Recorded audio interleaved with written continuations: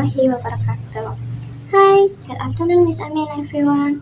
Let me introduce myself. My name is Aisyah Lilianti, and for this midterm, I will talk about the topic I have chosen in meeting 3, which is how texting and social media affect the way young people use language. So this happened just like months ago during my English class. One of my students suddenly mentioned the word FOMO. Because I was curious, so I asked them like, "Do you actually know what FOMO means?" And then they just laugh and smile. No, not really, miss. So I explained them what FOMO stand for. Like FOMO is stand for fear of missing out. And then I also reminded them like we really need to be mindful with our word because every word we use carries some meanings. That little moment in class made me wonder like if young people often use words without fully understanding what they mean, what does that say about how texting and social media are shaping our language? First of all, social media has created a completely new style of language. Like right now, we also often see abbreviation like FOMO, TFY, or INO everywhere.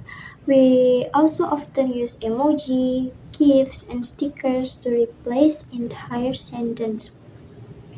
And some of these words have gained new meanings. Like the example I take word like ghost. Ghost, the real meaning of ghost is like a mythical creature, but now it means suddenly cutting off communication without explanation. This example shows that social media is not just influencing what we say, it is transforming how we express ourselves. But here is actually the interesting part. It's not linguistic or teachers which driving this change. And who are these? Yeah, it's true. It's young people. They are creating like their own digital dialects full of abbreviation, emojis, and slang, or a style that often leaves older generation puzzled. Some adults might say, "What does slay or sus even mean?" Well, for them, I mean the younger generation, it's perfectly normal. Those abbreviation, it's perfectly normal, but it might confuse the older generation. This creativity shows how flexible and expressive young people can be, but it also raises some concern because some educators and linguists worry what this kind of language might affect spelling, grammar, or even formal writing skills. So like it's a balance between creativity and clarity. And now let's take a closer look to the pros and cons of texting language. On the positive side, using abbreviation and creative expression can make communication faster and more engaging. It encourages creativity and helps us connect emotionally, especially in online space where tone can be hard to express.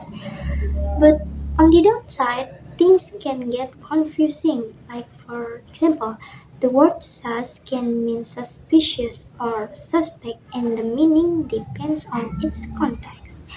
Even some abbreviation like LOL can mean loading out loud, or for some people, it can be mean like lots of love. That can cause some funny or awkward misunderstanding, right?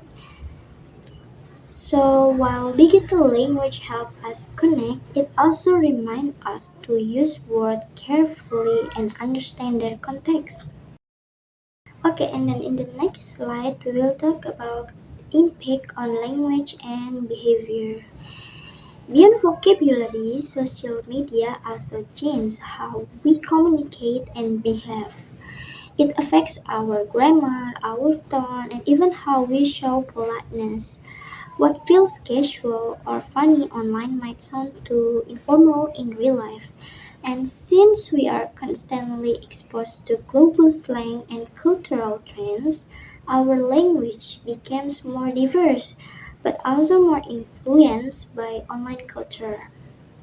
So, social media is not just changing our world, it's reshaping our communication. Okay, now we have reached the part of my speech, which is the conclusion. At the end of the day, linguist David Crystal said, like, language changes because society changes. And today, social media is one of the biggest forces driving that change.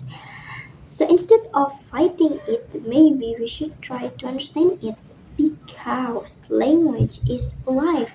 It grows, it adapts, and it reflects who we are. So next time you take some abbreviation like BRB, send a GIF, or say some slang words, you have to remember that language is powerful.